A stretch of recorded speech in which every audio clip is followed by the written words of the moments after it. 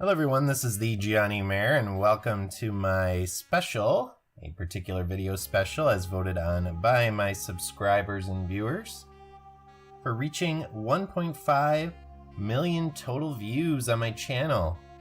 So thank you to everyone for supporting my channel over these many years.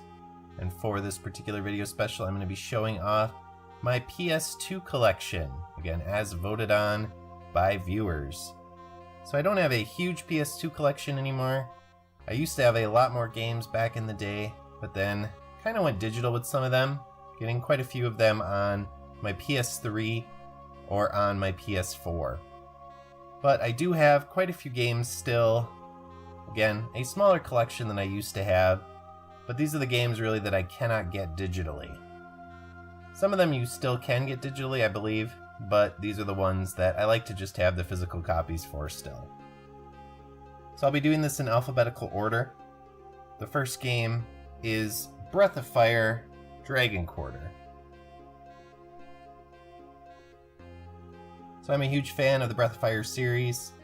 I do have all of the games in the series, although I don't have physical copies of the first two games anymore, or number 4 either. But I do have 3, and this game, and then I have digital copies of the others. So this is a interesting game. It's quite a departure from the traditional series in terms of that standard JRPG fare that a lot of the earlier games were in the series, especially the SNES games. And this one does things quite a bit differently in terms of its dynamics. You have to play through the game multiple times if you want to get the best endings. There's kind of this timer over you the whole time, counting down, that you have to be aware of. And it's not a game I am a huge fan of, but it's definitely one that I think is an okay game, and it's certainly better than the quote-unquote 6th game in the series, which was a mobile port that never made it to the United States and has currently been shut down. Second game is Capcom Classics Collection. And so this is a collection of arcade games made by Capcom. And so I bought it because I wanted to have the arcade versions of a lot of the Capcom games that I played over the years, Ghosts and Goblins, Street Fighter, Final Fight, so on and so forth. The ports are pretty good, the emulation is pretty good on here, so I do recommend it. There's actually a second version of it as well. I do not have the second volume, mainly because I wasn't interested in the games that were on it. Third game is Final Fantasy VII Durge of Cerberus. So I've never really played this game. It's a third-person shooter. It was one of the first in the continuation of the Final Fantasy VII series, when Square decided to try to make bank on that series even more due to its popularity. So I've seen some speedruns done of the game, and I feel like it's something that's worth owning simply because of its uniqueness and how different it is compared to the other games of the series. But again, haven't really played through it, but it is nice to have. Next game is Dragon Quest VIII, Journey of the Cursed King. So this was actually my first Dragon Quest game that I ever played, and I actually bought it for the Final Fantasy XII demo that came with the game. And I think actually a lot of people who were Final Fantasy fans but didn't really play Dragon Quest, that was the case. They bought this game because of that demo, and then got to experience Dragon Quest, and this is a fantastic game. It is still my favorite in the series that I've played. I haven't played every Dragon Quest game. I played most of them, 1 through 5, and I finished those. I played a little bit of 6, 7, and 9, and 11 as well. But 8 continues to be my favorite in the series due to its amazing graphics, as well as the outstanding soundtrack, and then just the standard JRPG fare. And then it was redone on the 3DS, and I do own the 3DS version as well, although I haven't played through that version, but I will someday. So next up is Growlancer Generations, and this is the game that actually caused Working Designs to go out of business. So Working Designs, of course, is actually one of my favorite publishers. I like the work that they did with a lot of the games that they brought over to the US and North America. And basically I enjoy their little quibbles when it comes to translations. Not necessarily a huge fan of the fact that they made a lot of the games harder, but I do like a lot of their pop culture references. And basically with this game, from what I've read, Sony made them split these two games that were originally two games and put them together into a single game release. And essentially the cost of doing that was so high that basically Working Designs went out of business, which is very unfortunate because they were one of my favorite companies. I did play this a little bit, and it's got some interesting mechanics, kind of a strategy RPG style. Haven't played through it completely, but I will someday. So next up is Maike Kingdom, Chronicles of the Sacred Tome. So I am a huge Nippon Ichi fan, play a lot of their games, big fan of the Disgaea series, Soul Nomad, and a few other games. Now I actually don't own a lot of those games on disc anymore because I do own them digitally on my PS3, or I own other versions on my PC or wherever. This is one of the few that I still own because it wasn't available. Well, that changed recently, I believe last year or maybe earlier this year. Nippon Ichi started releasing collections of a lot of their older games, and they included one with Maike Kingdom. So I actually have that as well. So this is really fun because it's very much in that standard Disgaea series style, strategy RPGs, and it also has a lot of larceny in it, so you can steal a lot of stuff. And kind of the unique mechanic in this particular game is that you have buildings that you need to summon people from that give certain powers. And then of course you have to try to deal with the fact that the main bad guy, which is kind of the anti-hero of the game, has been turned into a book.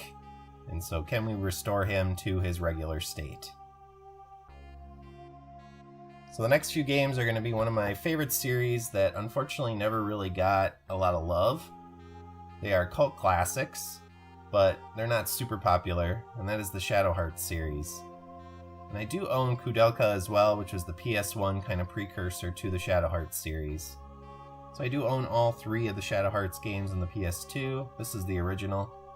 They have an interesting kind of timed attack mechanic for all of their attacks, even using items. And so depending on your timing, you can get benefit effects for those things. It's a very interesting storyline, kind of a more, not really cyberpunk, but more deep horror fantasy kind of style, at least in the first two games in the series. And then a lot of transformations and things like that. So I really like the ambiance of these games. The graphics are really good for the time, and the soundtrack is really cool too. And then again, the storyline is unique compared to other PS2 RPGs. So I do have the sequel as well, Shadow Hearts Covenant. A lot more of the same, kind of bigger, badder in the good sense. Kind of what a sequel needs to be. Takes a lot of the original and just makes it better. So same sorts of stuff. I think it's a direct sequel to the first game. Could be wrong on that, but I do believe that's the case. So following the events later on after the first game, and then doing a lot more of the same. The timed attacks, again kind of that horroristic style gameplay in more of a traditional RPG style. And then there was the third game in the series, Shadow Hearts from the New World. So he has a really tiny hand, first of all, but secondly, this game, the tone is just dramatically different.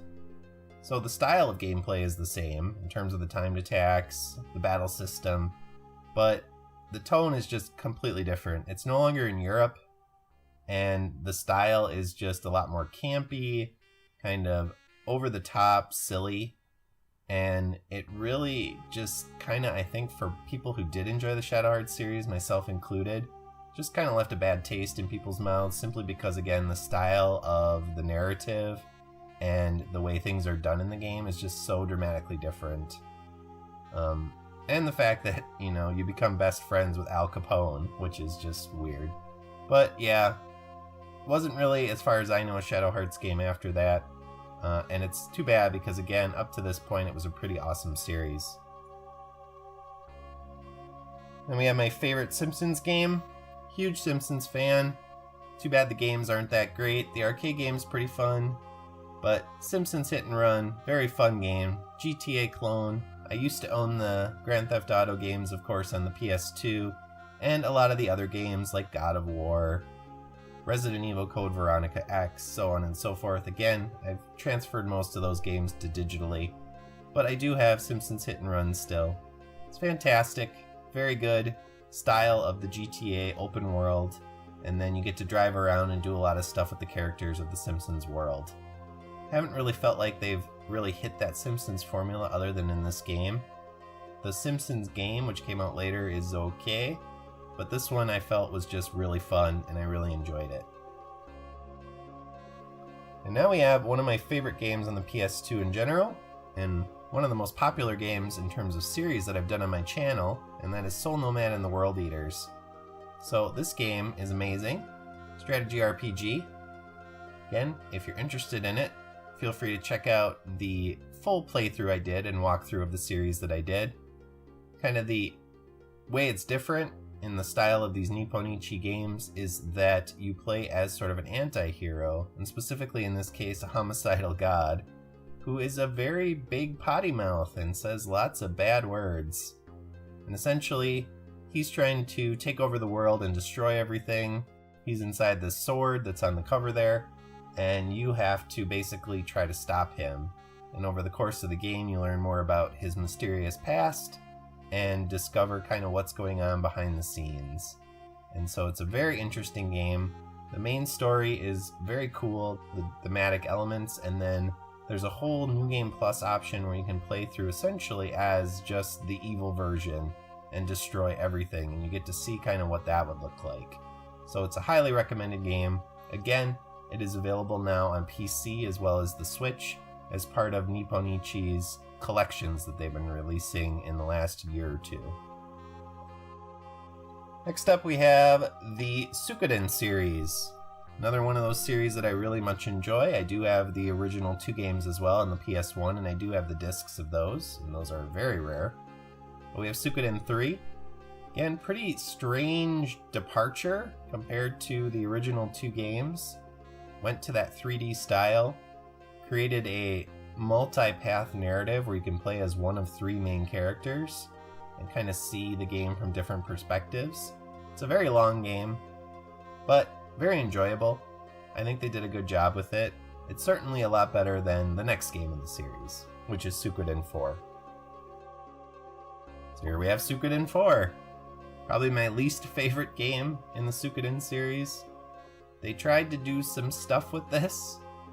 Specifically, they took it in kind of a ship direction, so it's all on water and you're kind of going between islands, sort of like Wind Waker, on a world that is mostly water, mostly ocean. And they changed up a lot of the dynamics. Again, the story. The main character is okay, but his main antagonist is just very whiny and not the greatest character. And they changed some of the battle dynamics as well, which kind of take away from the kind of core elements of the game series. And so it's an okay game, but it's not one that I really enjoy compared to the other ones. And then it actually has a direct follow-up called Sucden Tactics. So this is actually a tactical RPG in the Final Fantasy Tactics style, or Disgaea style. And basically it follows the events of Sucden IV, continues that storyline. I don't remember if it's a prequel or a sequel, one or the other. And it's okay. The battle dynamics are pretty cool. I enjoy strategy RPGs. But in terms of the storyline, it's a lot more of the same compared to Sucden IV. And so I would recommend it over Sucden IV, although playing Sucden IV helps you understand kind of some of the events that happen in this game. And then we have Sucden V. This is the game that many people consider to be the final game in the Sucden series, at least that are released for the main series. They don't count the DS version, which I also own. But it's good. It's kind of a return to form to the old style, the classic mechanics of the first games of the series. Storyline's pretty good. Overall, I enjoy it. It's more of the same. I think it's much better than Sucden IV, and I think it is pretty rare, although I'm not sure exactly how rare these days. but I know when I got it, it was pretty expensive, and I think it's even more now. And then the last few games here, again, are a pretty cool series. Zenos Saga. 3 total games. And then it was supposed to be, I believe, 6 total games. But the first game did not do well commercially. And so they ended up kind of shorting the series down, cramming everything into the last 2 games of the series, just to finish up the storyline. So it's a space sci-fi style RPG. Each game dramatically changes the mechanics in terms of battle. You get to fight in massive mechs. And then again, the dynamics and strategy style of using those mechs changes game to game. These are pretty rare as well, but very enjoyable. And kind of what they're infamous for is massive cutscenes that are super long. So if you thought Metal Gear Solid had long cutscenes, then you haven't seen anything. Because Zenos Saga has some of the longest cutscenes, I think, in gaming. We're talking 30 to 45 minute cutscenes sometimes. So, very enjoyable, interesting storyline, but again, pretty rare games, and a little bit of an acquired taste. So I do have the 2 sequels as well, Zenos Saga II and Zenos Saga III as well. Again, more of the same, changing up some of the dynamics, trying to finish up the storyline basically as quickly as possible, cramming as much into them as they could. And overall, pretty enjoyable. I do hope to someday do this series on my channel, but with how slow my video production has been, we'll see if I ever get there. So that is my PS2 collection. Again, I do have a lot of other games digitally on my PS3, PS4. Games like the God of War series, Grand Theft Auto, Dark Cloud, Resident Evil Code Veronica, so on and so forth. But these are the games that I still have left in my collection in terms of the physical discs. So again, viewers, thank you for supporting my channel. Hopefully you enjoyed this look at my collection of PS2 games that I currently have. Thank you for the continued support over all the years, and thank you for watching this video. And I'll see y'all in my next one. So long, and take care. Thanks for watching. If you enjoyed this video, please press like and leave a comment below. Please also subscribe to my channel and press the notification bell. See you next time.